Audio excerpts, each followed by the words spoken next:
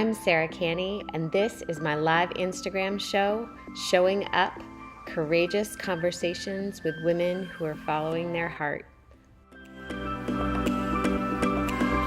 Hi friends, I hope you are having a fantastic Wednesday. Welcome to Showing Up, which is my Instagram live show. For those of you who are new around here, my name is Sarah Canney, and I am the author of the blog runfargirl.com, and I am the founder and host of the women's running retreat, Rise.Run.Retreat, and I'm really excited to have you join me here today. And I have been bringing on women to have conversations about how they are pursuing their heart and following their dreams. As I had mentioned today in my Instagram post, I'm just, I think, naturally curious about the transition from the place of thinking that I can't to I can. And I feel like that applies to everything, not just running. Anything, any project, any idea, whether it's a business or whether it's a change in careers or really anything that you're pursuing where you move from the position of maybe doubt and into a place where you feel strong. And so I'm really excited today to bring on Kristine Western. She is a mother and a blogger, and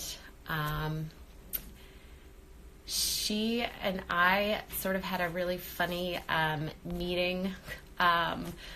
I was running the Sugarloaf Marathon in 2014, and I connected with her after the race. She sent me a message and congratulated me on my great race, and I realized that I recognized her and knew her because she had been the girl who in the first mile was fixing her ponytail as we were running. And we shared an exchange, through social media, and then we've stayed in contact as well. And Kristine, so if you want to go ahead and request to join, I can bring you on.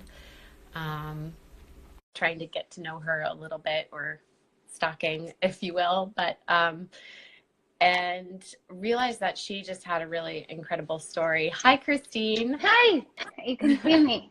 Welcome. Thank you. Sorry, I was just eating something red, and I'm like all red. No, Cool. How are you? I'm good. How are you? Good. Good. I was just recounting the funny way that we met, I guess you could say, at the Sugarloaf Marathon, just how we connected through that. And telling the story of kind of how I, like you do with anyone who you meet online, you kind of go into their Instagram feed and do a little bit of stalking to try and figure out what their story is. And I can remember stumbling across some pictures of your daughter, Darla, and you sharing your story about losing her. And at the time, we had just come off of Jack's first year of life, which was difficult because he had a lot of surgeries. And I can remember people saying to me, like, I can't imagine going through that. And then also, and when you're in it, you just kind of face it and you find a way to go through it. And I can remember having the same response to your story, thinking like, I can't imagine going through that. But you've really kind of taken that and turned it into something really beautiful and something that really serves other people. So I don't want to paraphrase your story for you. So if you could kind of give everyone just little history of kind of your story and then where you are now. Sure. Yeah. So my husband and I, we knew that we always wanted to have a family when we got married, and so we waited a couple years and we decided to start trying, and I got pregnant on the second month of trying, and I thought, something something just didn't, from the very beginning, I just, something didn't quite feel right with everything. But we went through the first trimester, and I made it through the first trimester, and I thought, well, maybe, maybe it's just my imagination. And then we continued, told our family, told our friends, everything was all exciting. And then we went to our 20-week ultrasound. And I remember just like walking in, and we just thought we're going to get to see our baby, and they're going to tell us, it's a boy or girl, and not really thinking that we were going to hear anything that like what we heard. So we walked in, and they called us back, and they started the ultrasound, and everything seemed fine. But then when the doctor came in, he was clearly looking at something, like he was clearly looking for something. And we found out, I just remember he said, your child is not developing normally. And, from that moment, that was probably the thing that I feared most in life was, having a miscarriage, losing a child. I thought, I don't know if I am strong enough to go through that. And then, in my pre-pregnancy, just online research, I was looking around, and I remember seeing a woman post about that she knew that her baby was likely going to die after she delivered her baby, and she still walked around every day. And I thought, how is that woman doing that? How is she walking around every day, like interacting with this baby that's inside of her, and knowing, like, how is she doing that? I never thought that could ever be me. I just didn't. And so, we met with the doctor, had a lot of tests done, specialists, and her diaphragm hadn't formed all the way. And so that meant that her lungs didn't have the space to grow, and all of her organs were developing up in her chest cavity, with everything was up here. And she had some issues with her brain. In the cerebellum and in the back, there was a hole, and she had some kidney issues too. So just a lot of different things that they found were going on. And so we found that out about 20 weeks in. I think I was between 18 and 20 weeks. And continued the pregnancy, kept carrying her, did that thing that the other woman did, where I just every day would just wake up and try not to think too hard about what was going on. And I think that probably was, that was just something that I didn't think that I could ever do. But I just did it, And so the pregnancy kept going, and I ended up going to the hospital around 26 weeks for preterm labor. I was having contractions, but I had never been pregnant before, so I didn't really know what that was, like what all these pains were that I was feeling. And so I went to the hospital. They stopped my labor. No, I probably was about 28 weeks when that happened. And they stopped my labor. I was there for 5 days, and I went home. And I had just turned, so I was supposed to be on bed rest, like modified. They kept saying modified bed rest, but I didn't really know what that meant. So I just tried to take it easy. But I was having a great day. I was cooking, and I was feeling better, and I thought, I'm tired, I'm going to take a nap, but I'm feeling pretty good today. And I hadn't had a lot of contractions that day, and I laid down, and I woke up to my water breaking, just like gushing everywhere, all over it was just horrifying. And so we got in the car immediately, drove to Boston. They found out I was in active labor. So at that point, I was all like, she was pretty high up still, and she was breech, and they weren't sure about delivery, but they decided to let me try because I was progressing so quickly. And so I did give birth to her in the C-section room. I was like, I'll prep for a C-section, but they let me push, and she was born.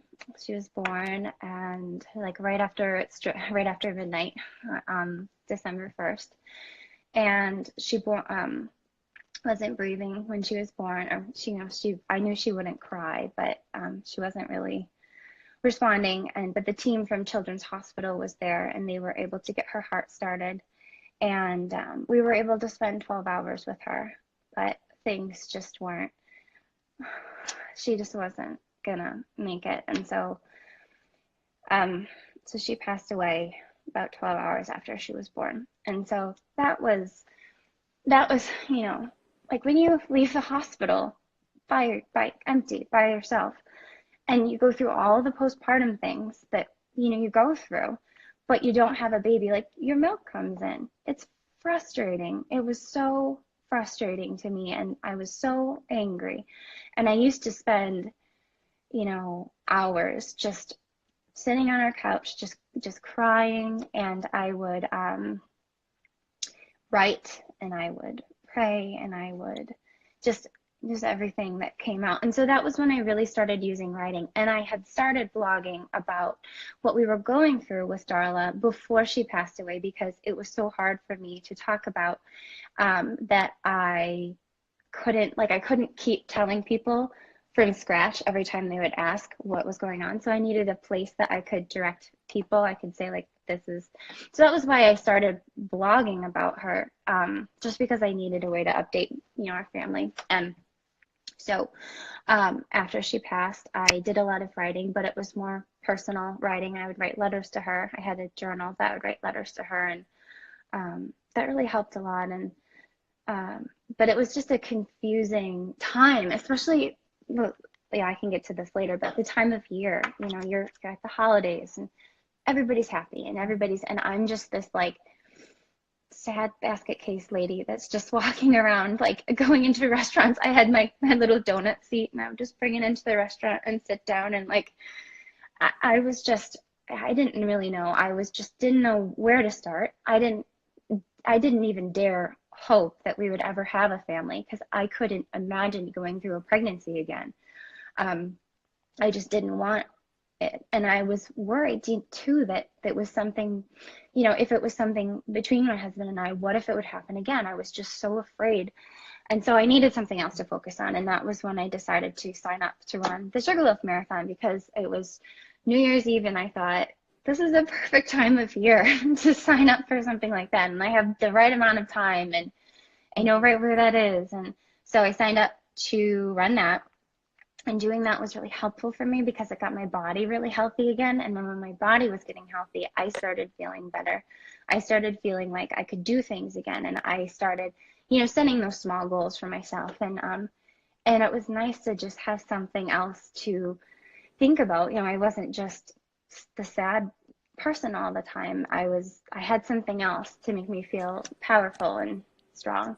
We ran the marathon. I remember I met you in the marathon. I remember because I was at mile like 22 or 23, and that was my first marathon. So I was like, this is so hard. Like, why do people do these? And I was thinking, like, I'm just going to run for the rest of my life, I guess. This is how I will go. And so I just kept running. And then I heard you, because I didn't have my music in. I heard you come up behind me. You were just this very strong person that just came up behind me, and you just kept going. And I remember thinking, that girl knows what she's doing, because you just were very strong. And I was so impressed by that. And so then I found you afterwards in the Sugarloaf Marathon hashtag. I was like, that's that girl that was so strong. So yes, I ran that and met you, and have loved following you since then. And so all that happened, and then I ended up getting pregnant again with Gracie at the end of that summer. And so I didn't really, when I was pregnant with her, I didn't write a lot of hard stuff, because at that point I just felt like I just need a break from everything. I just want to be like quote unquote normal, which sounds kind of harsh, but I really wanted to run away from everything, because any reminders from me set me into this panic that the whole thing's going to happen again. You're going to leave without a baby again. And so that was hard. And I just needed to get away from it. So I just blogged about general stuff. I'd be like, here's this movie that I made, like not anything really that I don't even remember a lot of it, but it was good. It was good practice to keep up in writing. And I did that. And then I wrote a little bit after she was born. She was born in April 2015. I would write here and there. And then we got pregnant with Avery, and she was born 2017, August of 2017. And then after Avery was born, I remember I didn't blog or write anything for like 6 or 7 months. I just I couldn't get it together. I couldn't sit down and get anything out. And it was fine, because that was all time, I feel like, where I was building up like the energy and the content in my head. We always talk about, I have a writing group, and we always talk about how, like, just because you're not writing doesn't mean you're not a writer. It's how you think that makes you a writer. And, I definitely was getting some ideas. And so I finally wrote about her birth, and it was just kind of like, and, I just didn't, like, I'm back, and motherhood's crazy at first. So that's why I hadn't written for a long time. And once I started getting back into it that time, after Avery was born, I had my 2 daughters, and I was starting to feel like it's been almost 5 years. At that point, it had been almost 5 years since Darla passed away. And I was starting to feel really far away from her story, which was hard for me, because that was such a big part of my life and such a defining thing. And I thought, I can't let this story, I can't let it just fizzle out. Like, we went through so much, we all worked so hard, there's so much good stuff there. And I thought, well, maybe I could write a book about it. That was my first thought. Like, I want to write a book about it. So I got a MacBook, and I just started writing, just would sit down and write. And it was really hard to write about that with my kids running around, because it was such a grief topic that it would just take so much out of me. I would just cry when I was writing, and then I would have to go, like, parent. And so that took some getting used to. So I wrote for a while, and then I started looking into what it actually would take to get a book published, if I was to go to the publishing route versus self-publishing. And I thought, I just need some help with this. Like, I need to slow down a little bit, I think. And so I stepped back, and I joined a writing group, which is Hope Writers. And through that group, I got more regular with my blogging. I was able to get my site the way that I wanted it to, so that people could access my information. I started getting ideas for how to talk about my story, how to portray it, how to kind of serve people with it. And I also formed a good community of writer friends and a network and people to bounce ideas off of. And so that was all really positive. And just to have a place to go, to feel like that was my start, like a new starting point for me if I really wanted to do this. And then Christmas of this year, I was just thinking and remembering back to how it was 5 years ago. And then I was remembering how it was such a hard holiday season in 2013, right after my loss. It was just so confusing for me. And I just thought, I can't be the only woman that has ever gone. Like, it was so telling of how it is for women when they go through loss, because, you go through your loss, but your life keeps going. And your kids and your family, they all keep going, and you have to there's all the I thought it's kind of like you're broken into all these pieces, and you have all these pieces of yourself that you have to figure out how to build back together around your loss. And so I wrote a piece called Christmas Time in Pieces for the mama who lost her baby, and it seemed to really resonate with people, and it got some good traction over Christmas. And I thought, maybe I should continue this in pieces theme for this year. What if I wrote one post a month about loss, and then my other posts could be about motherhood or life in general, and that would be really telling of how we live with loss, where it's a part of our life, and we recognize it, we acknowledge it, and we give it space, but then we also honor the other parts of our life. So that was how I started that series, and it's been really good. It's been, hard at times to figure out how to speak in a way that will resonate with people, and to figure out too who I'm talking to. That can be hard sometimes. But yeah, that's where I'm at right now. Yeah. I mean, I think I'm a pretty firm believer that everyone has a story. Our stories are on a big spectrum, but they're all uniquely ours. And so I think I think it's important to share those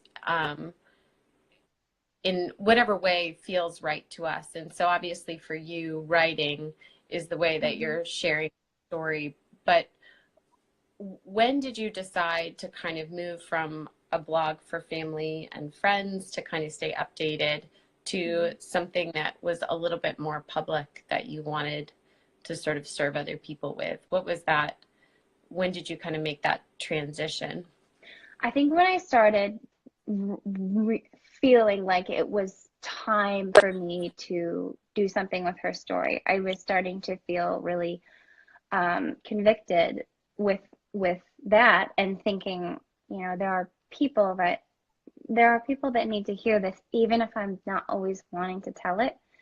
There are people, like, I was remembering back to when I was going through loss and how lonely I felt because I couldn't, I would Google, we shouldn't really have to Google that kind of stuff to find connection. Like, it could be built in a network for us. And so that was, I started to feel like I could form a community where it's not centered around loss specifically, because that's really not how. There are so many wonderful resources for women right after loss, like right after they've gone through their loss. There's a lot of great books, but I couldn't really find anything that was, how do you bring a baby home from the hospital after you left alone, and how do you grant yourself grace in those moments where you're so frustrated by motherhood, and then you guilt yourself because you're like, but I lost a baby, so I'm so ungrateful because I'm having a horrible day. Like, who can tell you, like, you're not, that's actually really normal, and you're just being a mom, and you can feel two different ways, and so that, I suppose that's kind of a long answer. I just felt like there was some stuff that I could say that I could really, I don't know, there was just people I felt like that needed to hear it. Yeah. Yeah, I think it seems like you're bridging a gap with what you're sharing, that you saw sort of a need for something, that there wasn't a voice talking about these scenarios, and kind of bridging that gap and providing that resource, which I think is really fantastic. So when it comes to sort of writing and running as sort of healing modalities, I guess you could call them, like, how have those two things been? What typically about those two things has helped you heal? So what I like about running is it's my thing. Like, I get up early, I get up before the girls get up, and I get to just go and do my thing and just see what my body can do. And it's amazing because in pregnancy, you see all these things that your body is capable of. And then after pregnancy, your body is just so tired. And it's like, it was just a way for me to get life back in, where I felt like I'm moving. And, it's, I don't know if but after I give birth, I'm like, it's just me in here now. Like when you're pregnant, you like have a little friend. So I was like, it's just me in here now. And I need to do something to get myself moving and to just feel like I'm a person outside of motherhood. And, that was the best way that I felt like I could do it, because it was a way that I could, have adventures, and I could see things, and I could be by myself, or I could listen to a podcast. I could do these things that were important to me, and I would be getting healthy at the same time. So that was what it was about running. And writing for me, I have never really, in school, I didn't particularly like writing. I wasn't an English major. I majored in psychology. So I like people. I like figuring people out and thinking about ways that people think, that kind of stuff. But, I didn't really love writing. And I think that's why it took me a long time to get going with blogging. But once I got into it and I figured out, like, this is a way that I can get all of my things out, that was when I really saw the reward in it. So what I do when I'm going to write something is I just sit down and I just go. I just write, like spit it all out. I have a Grammarly plugin. I don't know if you have Grammarly. I have Grammarly on my Chrome, and sometimes I feel like it's just going to explode because I'm just like writing and getting it all out, and I'm done, and I have all this stuff, and I think like, look what I made. Look at this horrible thing that will someday be a good thing that I made. And so then I, cut it down and perfect it and make it the way I want it. So, um, you know, I'm not a particularly good singer or artist. Like this is just something I feel like I can do. So that's why I like it. Yeah. I love the just the way that writing, like you said, you kind of just spill it all out there and then go back and make those revisions and refine Mm-hmm. it and find the voice in it and kind of get rid of the fluff. And Yeah. I think like you, I feel that it can be a therapeutic practice because it is a way to get everything that's inside kind of out there, and can be such a great tool. And that idea of like starting badly, that's actually a theme that I've noticed in all the sessions that I've had, is that when we start, usually we start really badly. And I think if you're of it being bad, then the fear of starting kind of goes away and you can really kind of jump into it. Yeah, you've got to start. You've got to start somewhere. You have to start as a beginner, and everybody starts as a beginner. And I think it's really powerful too if we recognize that, like, so in the writing group that I'm in, everybody always quotes from the Bible and says, "There's nothing new under the sun," because everything that we were saying or we're doing, it's been said before, but it hasn't been said by us. It's been said by other people, and it hasn't resonated for some reason with them.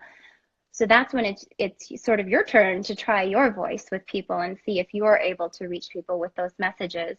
So it doesn't always have to. I think sometimes that's what gets in the way of people starting, is they're like, well, this has already been done before, but it hasn't been done by you, and your voice is so unique. So that's something that I like to tell myself. Yeah, that's such a good thing to keep in mind.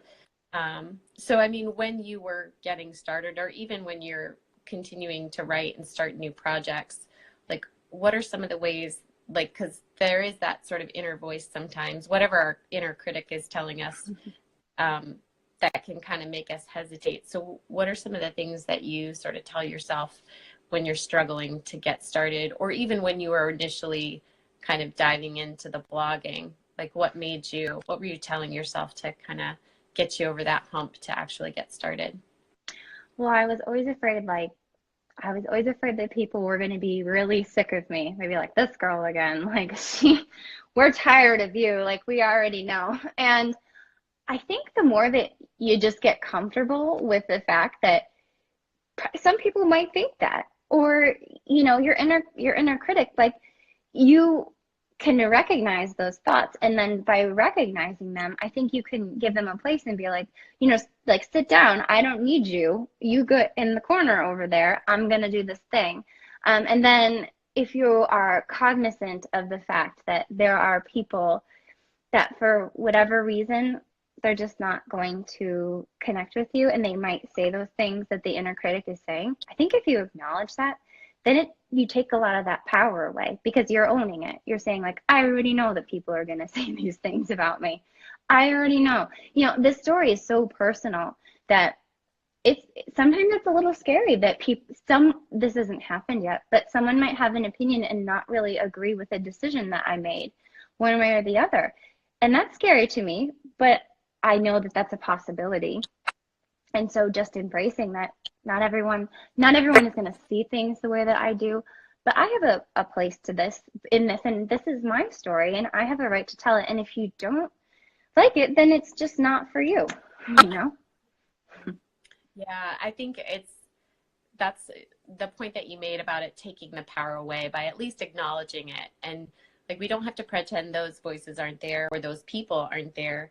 But if we focus on the people who we are serving, who are resonating with whatever story that we're telling, I think that can give us confidence and strength in whatever our story is. Sure. For sure. Yeah. So when it comes, oh, sorry, go ahead. Oh, I was just gonna say, sometimes we talk about in my group how like if you had, over social media, you're talking to people and you may never meet them. But imagine if you had those people over at your house, like if you were hosting all of your followers over at your house, then how much more would it mean to you to know that like you would see who you were interacting with, and you would host them in a way like you would treat them really well, and you would feed them, and you would it's still the same thing. It's still the same idea when you are serving a population through writing. So every person that you speak to matters because they're a person and they have a life and they have a story. And so if someone's willing to invest the time in reading what I have to say, like me, if someone's willing to invest the time in me, then I'm going to make sure that I use that time well and I respect it. And I'm not thinking about the people that don't want to invest the time because they're not going to read it anyway. Yeah, that's a really good perspective. So when it comes to sort of the craft of writing, what sort of habits and rituals do you have? I mean, I know that you had said even when you're not writing, you're a writer because all of those like stories and thoughts and material are coming to you. But what are some of the rituals and habits that you have that keep you kind of in the practice and in the craft? I think if you can write every day, and it doesn't have to be right, but if you thinking about it every day, and if you can take a quick note on your phone, and if you can, you you have to make it important and you have to make it a priority, but it doesn't have to be the only thing that you do. So I do make, it was hard to get into the habit of writing every day or almost every day or doing something relevant to blogging every day, whether it be connecting with people or something like that. It was hard to get into the habit, like anything else, like forming a workout routine. You fail sometimes, you miss some days, but now it's such a part. It's just such a part of each day that the day doesn't feel quite right unless I spend time. I do everything in Google Docs. So unless I'm like in Google Docs, moving stuff around, moving words around, thinking what I want to write next and what I want to say next, and then the day just doesn't feel like a day to me anymore. So I think it just came with being intentional. Yeah, I think that it's those little practices and habits that kind of build on each other into something bigger. Yeah, so if you were steps. to give advice, yeah, if you were to give advice to someone who either wanted to start a blog or wanted to write, what kind of advice would you give? Well, I think I would say to just get started. Just to get started. You don't have to publish everything. You don't have to put everything out there that you say. And you really shouldn't. Not everything is going to be something that you want to share. But I think acknowledging that you have something unique to say, like we talked about how every person has a unique story and your words will matter to somebody. And so if you can just get started, and I don't think that I really announced when I was gonna get into blogging and everything. I think I just did it. I think I just started showing up on Facebook to people as like, and nobody really asked any questions. And so they were just kind of like, that's what she's doing now, I guess. And then, you just you have to acknowledge yourself as the thing that you want to be first. Like a runner, you would say like, I am a runner. And then you do the things that a runner does. So if you want to get into writing, you first of all, and it's really hard for me to do this. It's hard for sometimes I'll say like, yeah, I blog sometimes, but like it's really hard to say I am a writer and I write things, I write words, and they matter.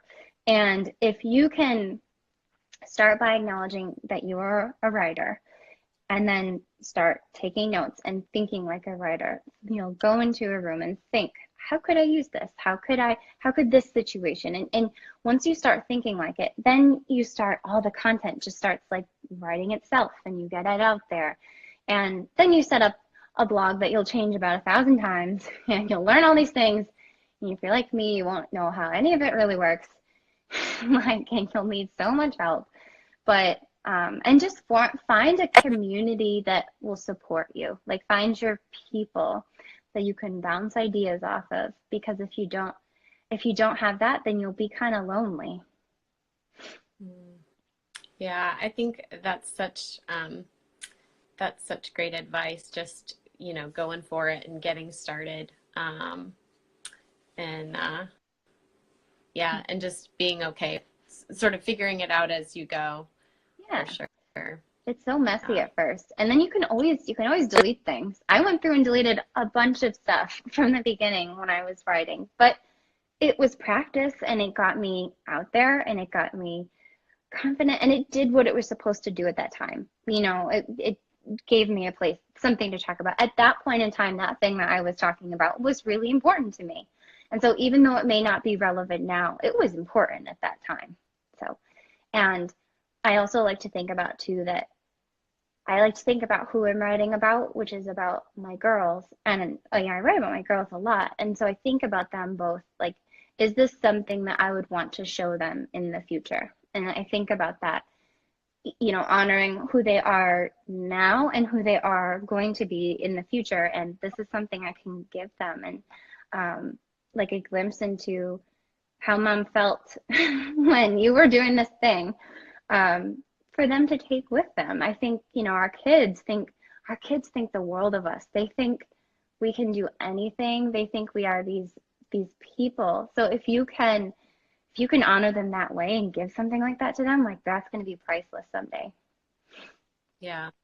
Yeah, I think that's such a sweet perspective to have, to be able to think about them now and then who they will become. And also kind of going back to what you were saying before, those I am statements. I am thinking of yourself, I am a runner, or I am a writer.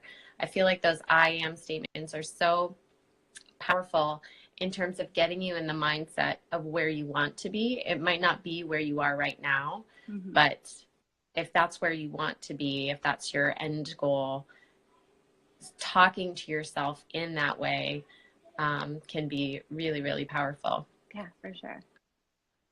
Yeah. So kind of moving forward, going into the future, what goals do you have? Where do you see kind of what you've created going? I mean, you had mentioned that you initially thought you would write a book. Is that something that's still in your mind, or? Yeah, I'd love to do it.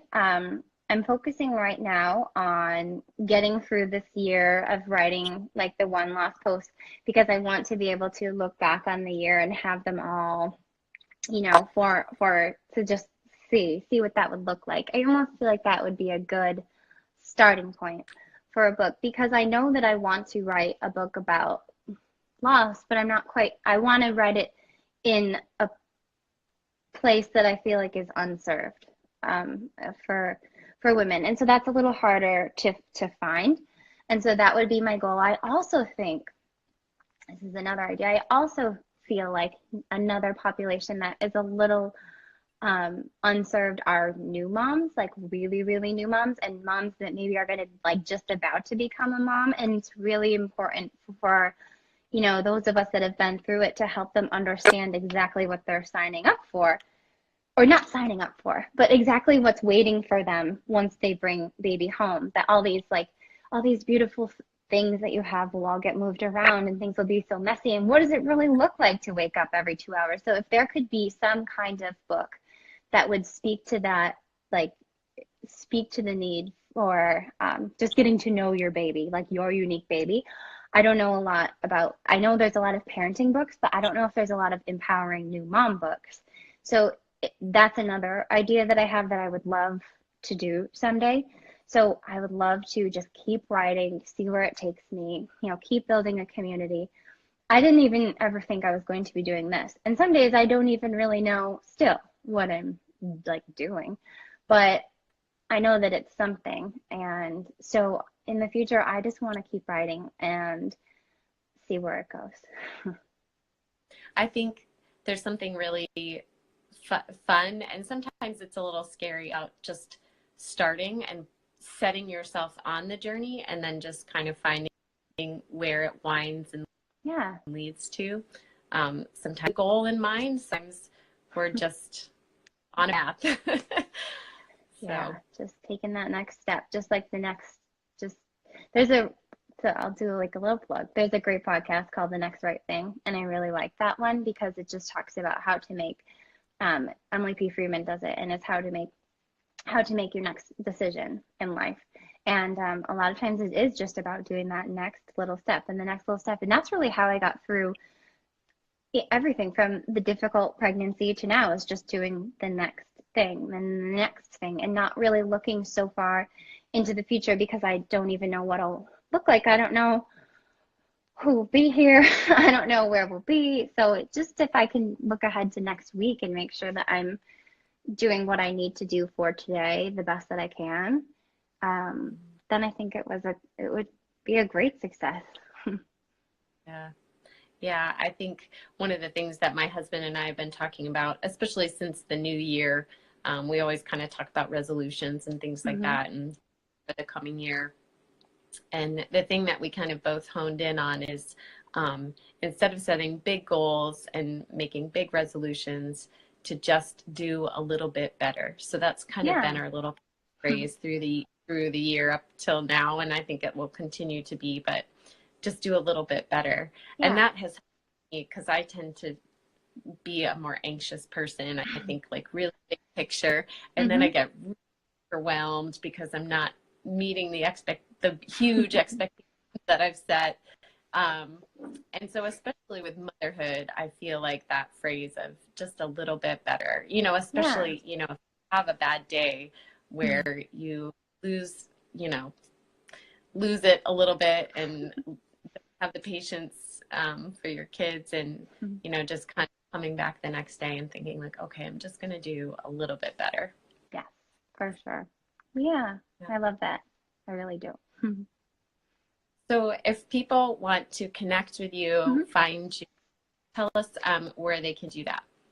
So my Instagram handle is my_Western_nest. So that's where I am on Instagram. And then my blog is mywesternnest.com. And I'm on Facebook too, but I don't always love Facebook. I don't know. It just doesn't ever play nice with me. So anything is my Western Nest, except Instagram has I did the underscores. Don't know why I did that, but I feel like it's too late to change it now. So my_Western_nest. And I'd love to have feedback, ideas, anything like that. Just because it's a new journey, and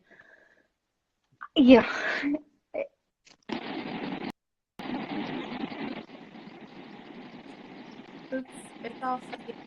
I can't hear you. What was that? Sorry. No, you went really fuzzy there for a second, so I didn't catch the last part of that. I just said I'm grateful for anybody that wants to follow along. Every time I'm like, wow, this person wants to see what's next. So it's exciting. That's great.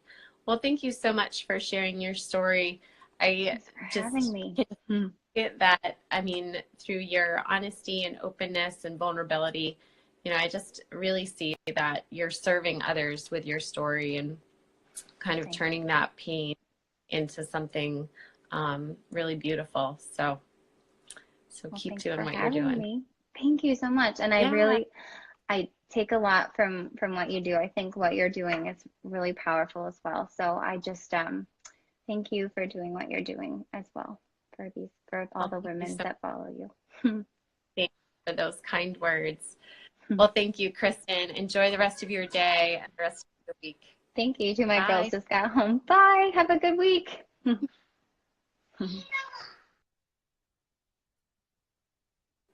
Well, thank you so much for joining me today with Kristine. She has a really unique story, really touching story. I know that beginning part of the show was a little bit difficult, and I think it's good to talk about the difficult parts. If you would like to find Kristine, she's obviously on those channels that she mentioned. And her writing's really beautiful, so give it a shot and head over there.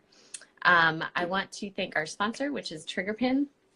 So TriggerPin is the foam roller that I use primarily and it is made in the US by a small company here in New Hampshire. And it's my favorite massage tool to get everywhere I go. Whenever I go to races that are out of town, it is always in my suitcase. If you want to give Trigger Pin a try, you can use code RUNFAR. That gives you 10% at checkout. And the website is tpinmuscletherapy.com.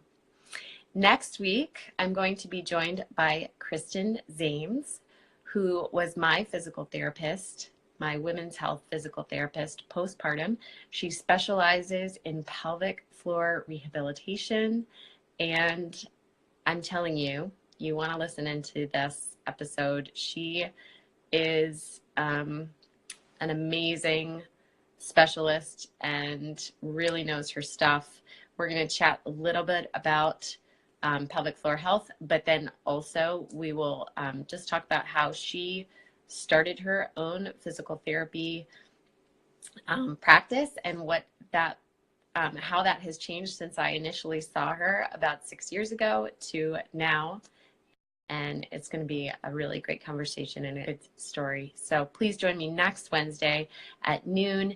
Thanks again for all of you who hung in during the technical difficulties. That's the beauty of a live show, is that you never know what's going to happen. So always tune in. I hope you guys enjoy the rest of your day and the rest of your week, and we'll see you back here next week.